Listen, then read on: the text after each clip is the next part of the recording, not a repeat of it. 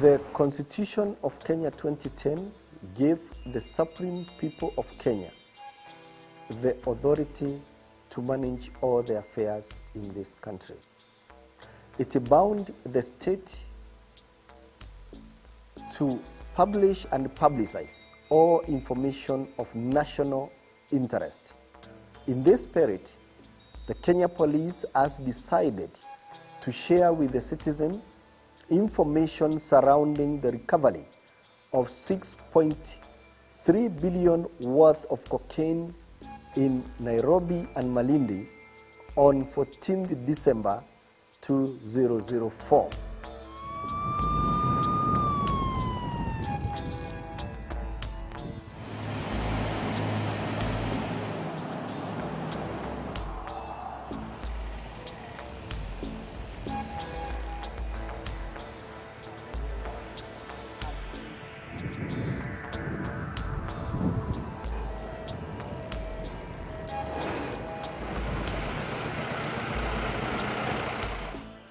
A few scenes in this documentary have been enacted by the police officers who actually took part in the operation. Otherwise, all the other parts of the documentary have been drawn from the police records. By the grace of God, all the police officers who took part in this operation are still alive and very well.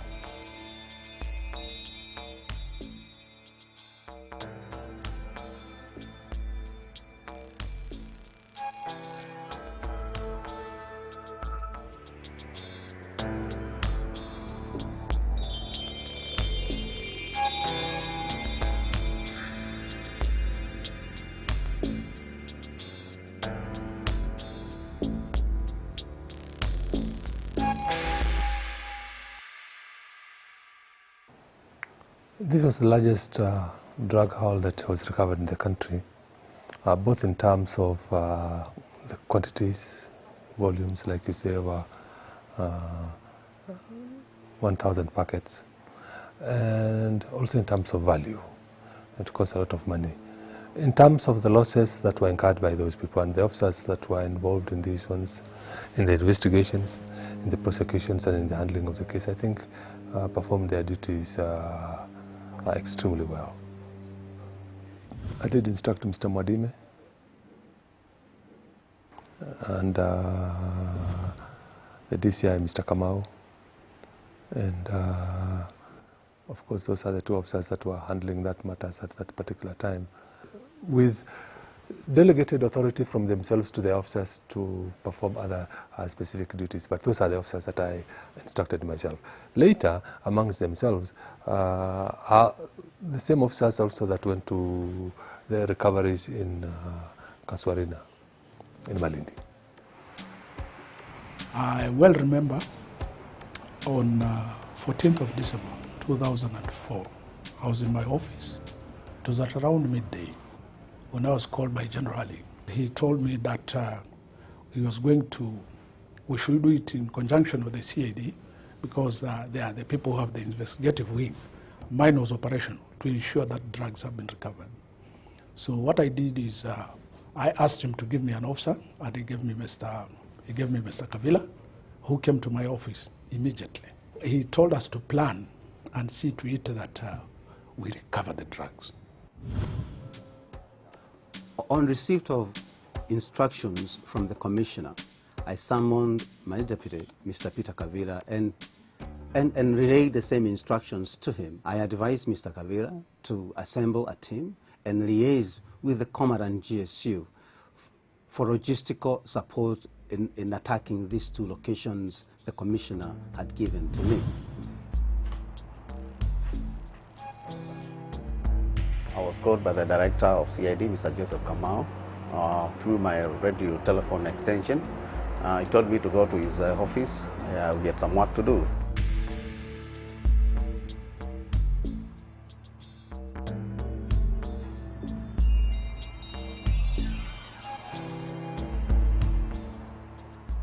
I proceeded to his office where he gave me some instructions that there were some drugs which had been reported to be somewhere in Embakasi, and therefore I should proceed immediately to the GSU headquarters to see Mr. Mwadime for further instructions as well as other logistical support. North Airport Photos 20. Get Commandant GSU, Mr. Mwadime. Then utilize everything available, get special crime prevention. Let them know when we are getting there. They are saying they have drugs. We don't know. You know how these people are. Yes, sir. They are saying there are drugs there. We hope you're going to recover them. Yeah, that will be done. So you organize that and then let me know what you're going to do. Special crime prevention, get Mwadime, move there, call me when they're there, when you're in place. Make sure they don't know Peter. I'll do that. Thank you. Okay, Okay, sir. Thank you, Thank sir. you, Peter. Thank you. Good luck. Thank you, sir. I proceeded to GSU headquarters, and as I was on my way to GSU headquarters, Mr. Mwadime rang me through my phone, and he asked me whether I could get the PCIO cost, whom I contacted immediately, and I gave him the instructions I had been given by Mr. Mwadime to proceed to Malindi.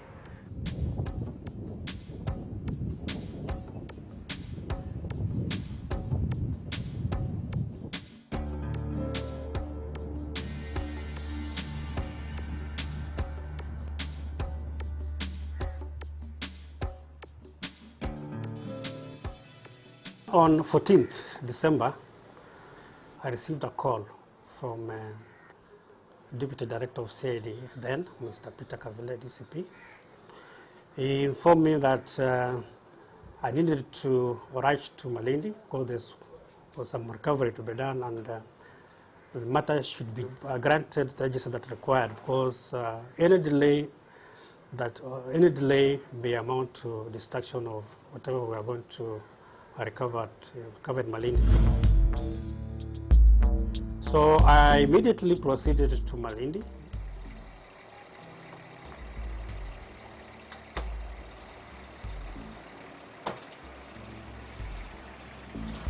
On the way to Malindi, I received several calls inquiring whether I received or not. You have to be impatient about this.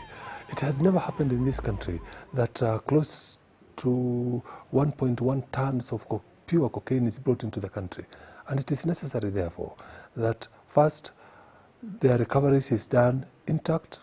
Secondly, the people who are behind it are arrested. And thirdly, the urgency of the matter was informed by the desire of the criminals to burn down evidence. It was necessary, therefore, to move in quickly to ensure that exhibits are safeguarded, and those things that we thought needed to be gotten hold of are done.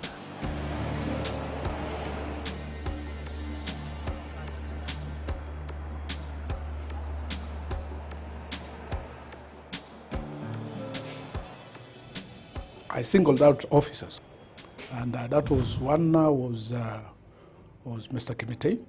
Mr. Kimitei, I gave him instructions to go to Malindi, and I also gave instructions to Mr. Tuimur. So those two officers, I told them I have some information, I will direct you where to go. As you are moving, I'll be talking. Now, as they proceeded, at the same time, I was organizing for people to move all the way from Nairobi. We didn't want even to involve people at Mombasa. Nobody. So other than the provincial criminal investigation officer, that's Mr. Obimo, he's the only one that we told at Mombasa, because we didn't want this information to go to so many people.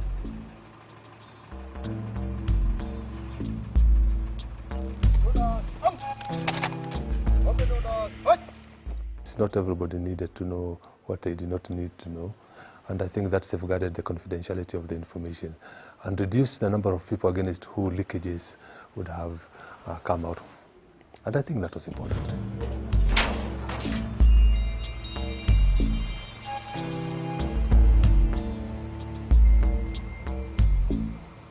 So as this group was going to the go down at Embakasi, the other group was picked from GSU headquarters in a police helicopter under Kimitei. So they left at the same time and proceeded to Rocky Villa, that is in Malindi.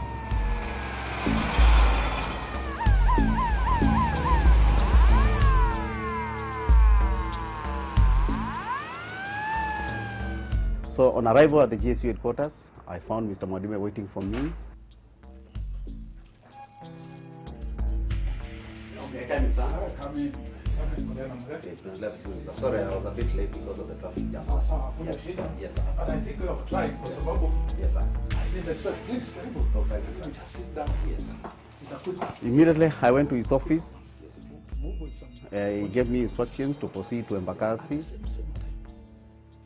with a contingent of GSU personnel, Now on the side of investigations. as well as officers from the Special Crime Prevention Unit.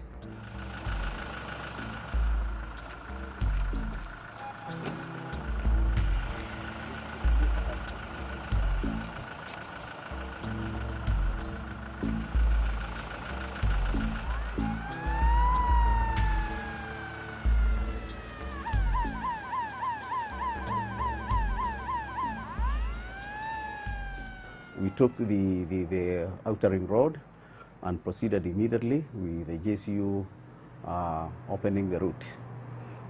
On arrival, I was shown a go down at the Hold Airport Road, go down number 20, where we broke in.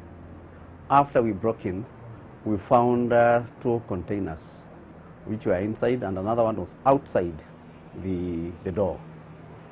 We broke the containers, all of them, the 3 of them. But on the surface, we found nothing. But we decided, because of the information had been given, that we carry out a thorough search. So I stepped on the 3 just to hear whether there was any different noise. And I discovered that one of the containers had a different noise, or rather vibration, than the other 2. So we broke that one, and in the fourth bottom, we found some packets, which amounted to 253, which we later confirmed that it was cocaine.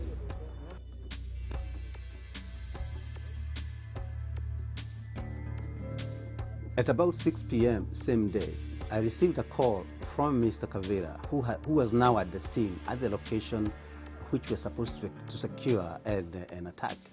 He informed me that they had found 3 containers. One had a false bottom, and underneath in the false bottom were packets which appeared to have been, or later were confirmed to have been cocaine. He also informed me that they didn't find anyone at that location, and in fact they had to break in. So I instructed him to make sure the whole location was secured, and then I relayed the same information immediately to the Commissioner of Police, who again was also excited, and I informed him that I had proceeded to the scene to see what was there.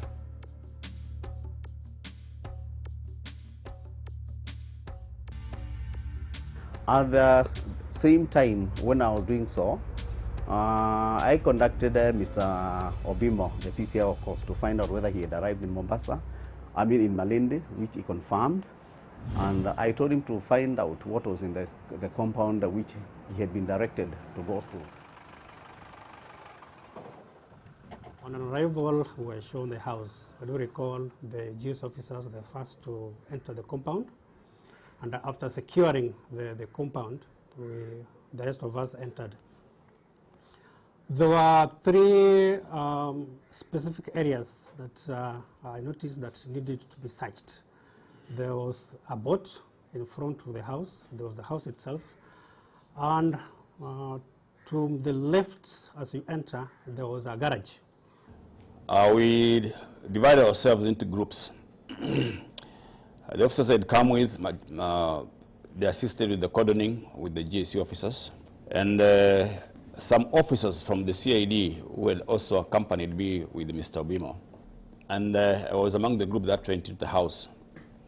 What we found was, it gave the impression that the occupants of that house had left in a hurry, because some beds were made. Things were, they were not orderly. After establishing that there was nobody in the house, then we started conducting the search. We looked everywhere, wardrobes, not tapping the walls for any false bottoms. After close to 30 minutes, we were not able to get anything. So I joined the group that was outside, and they told me they'd gone over the whole ground, trying to check whether there was some newly dug up soil, just in case they'd buried the drugs. But everything was green and there was nothing there. We went to the garage, I went to the garage, and then I found some gunny bags, and there was some packaging material, khaki packaging material. On the gunny bags, there were some names. I remember very well, it was David Kiragu. There was an address on the gunny bags. Our minds now seek to the swimming pool. So we went to the engine room of the swimming pool where they put the water pump. The only thing that had remained without being touched was the motorboat that was parked in the drive yard. So we went around the motorboat, and as far as we could see was that it was intact. In the house, apart from the personal effects, I do recall there were weighing machines which could be used to weigh drugs. But there was nothing concerns drugs that was recovered. I therefore called Mr. Kavila and told him that we have carried out search in the house and the garage, and we have not recovered any drugs. I told him to go further and find out what was in the motorboat. But I told him to open all the inside the motorboat. So when we checked the motorboat from the exterior, we found nothing amiss.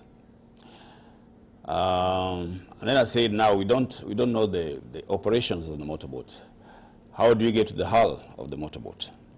The hull is the compartment below the deck. We knew the motorboat had an outboard engine. It was at the rear. So which means this between the lower surface, the bottom of the boat, and the deck, there was some space. We needed to check that space. So we thought of calling in somebody from our department, that the coxswain police, the marine police. We call the coxswain. These are people who have knowledge about boats. So we waited, and about 5:36 he came. And then we told him to unscrew the upper deck. When he unscrewed, we found there was some packaging material, some sort of sheet. It was covering some stuff under the deck now, inside the hull. We removed that one, and then we saw packages with the inscription NTN. They were packed in approximately 1 kilogram weight. We didn't know what it was, but then we suspected they were drugs. And then from the way where they'd been concealed, of course, then it comes to you naturally that it can't be something legal. So we removed the drugs. We started removing the drugs, and we started counting them. We arranged them in a systematic way. We numbered them. And at the end of the day, we found that we had recovered 701 packages of this stuff. And again, I called Mr. Kavila, and I informed him what we have found. He asked me to describe what we had found, and after describing, it confirmed me that that's what we are looking for. While at Embakasi, now a location which now was preserved as a scene of crime, Mr. Kavila again called me on the side and told me he had received information from the PCIO, Mr. Obimo. Again, this was really very, very significant news for us. I relayed the same to the commissioner, who again told me we had to make arrangements to make sure no one interfered with those two scenes until the following day. When they found the drugs and told us that they are excited to have seen them, we gave them instructions, got the place, and they ensured nobody comes there.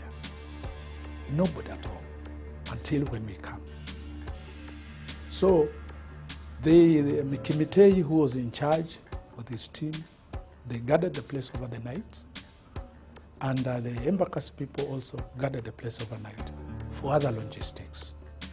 The drugs which were at Embakasi, because of the sensitivity of drugs and whatever, what we did is we removed the drugs that night, the 253 packets, and under my escort, not anybody's escort, under my escort, together with the troops who had gone there to recover them, we drove and came back to Jesuit headquarters, where I locked them personally in the armory. So the 253 packets were locked in the armory, and I ensured that the keys to the armories were not left with one person. I had the main one where the dossier was, and the other officers had also some other keys. So meaning that I could not get access to the drugs without them. When we got the information to our superiors, they told us to wait until they came. So we spent the whole night there guarding the stuff. And in the morning, they came over. Meanwhile, we'd also made arrangements with our local scenes of crime officer. We brought him over to take some photographs of the stuff.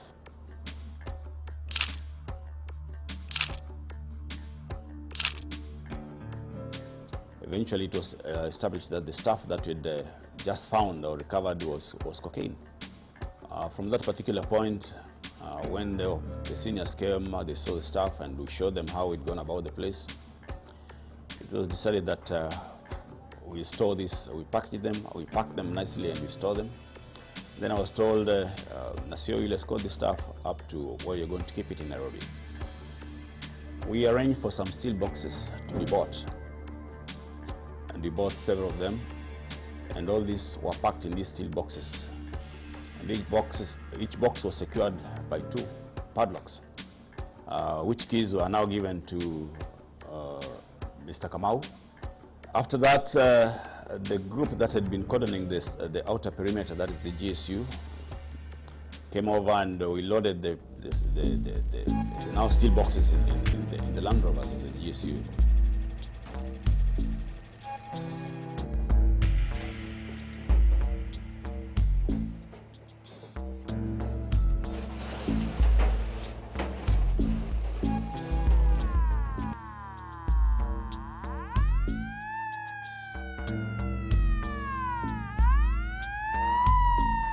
Then we drove all the way up to the airport, where we found the police chopper waiting for us.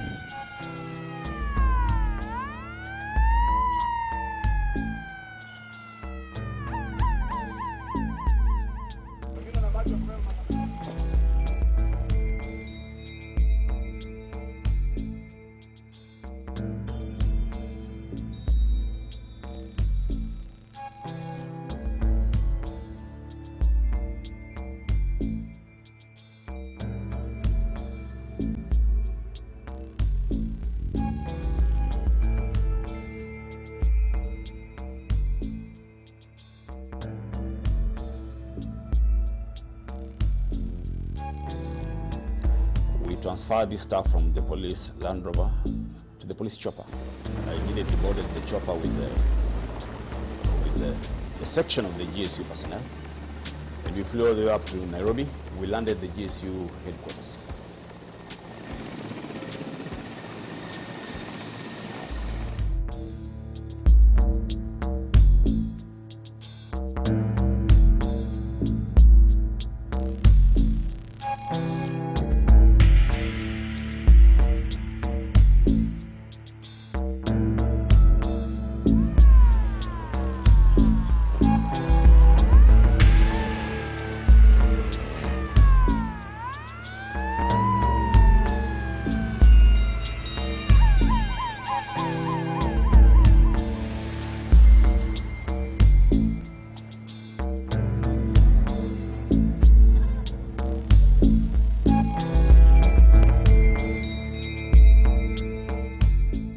Transfer this stuff into the armory of the GSU headquarters, where eventually I witnessed it being locked.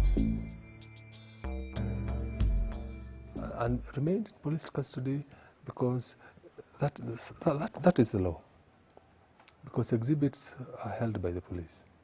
And in this particular case, drugs were exhibits. Nobody else could have held it. They were held by the police, and they were produced by the police, and they were destroyed by the police pursuant to court orders. I do recall very well one of the items which was handed over to me when I went to take over from Mr. Lawrence Mwandime, who was then the Commandant General Service Unit, was the drugs which had been recovered in two places, at Embakasi and the other road in Malindi. I do recall very well that we had also to call the then Director of CID, Mr. Kamau, because the way the drugs had been stored in the GSU armory at the GSU headquarters was such that no single person could have access to them. Mr. Kamau came, the drugs were removed from the store, they were displayed there, because I had physically to count in order to ascertain really what was put in the handing over notes was correct. And I realized that we had two sets of drugs, 701 packets from Maridi and 253 packets which were recovered from Embakasi. After verification, we put the drugs back to the armory, and the same procedure was adopted, where I retained the keys to the room where the drugs were kept, and the armory NCO kept the key to the main armory, and Mr. Kamau went with the keys to the metal boxes where the drugs were kept. I do recall sometimes in 2006, the then Member of Parliament for Embakasi, the late Mr. David Mwenje, raised an issue about those drugs in Parliament, where he stated publicly that the drugs had been sold and what was kept there was chalk. The issue was taken by the media, and in order to dispel that rumor, we took the drugs to GSU training school.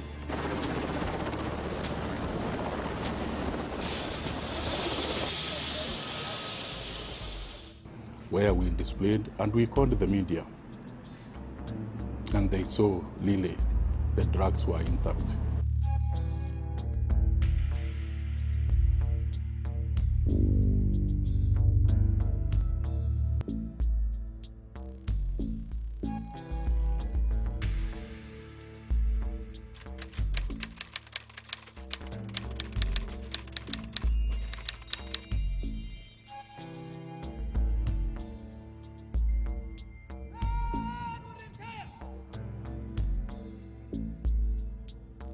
Yeah, I would like to reiterate the fact that the administrative structure at GSU headquarters is different from the one at the school.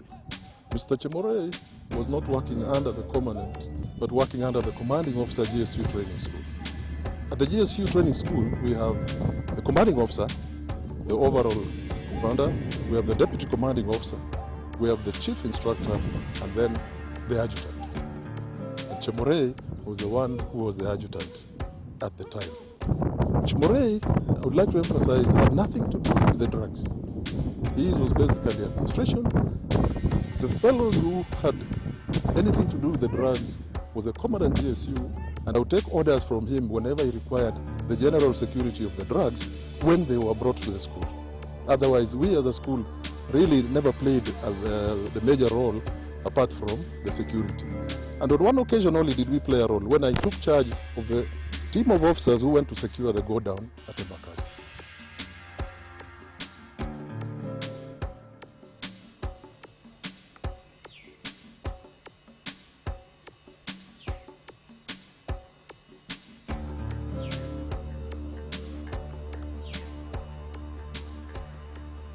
What do you think about all this? It's a pity that this house has been vandalized. Surely, this is not the way we found it. It's really a shame.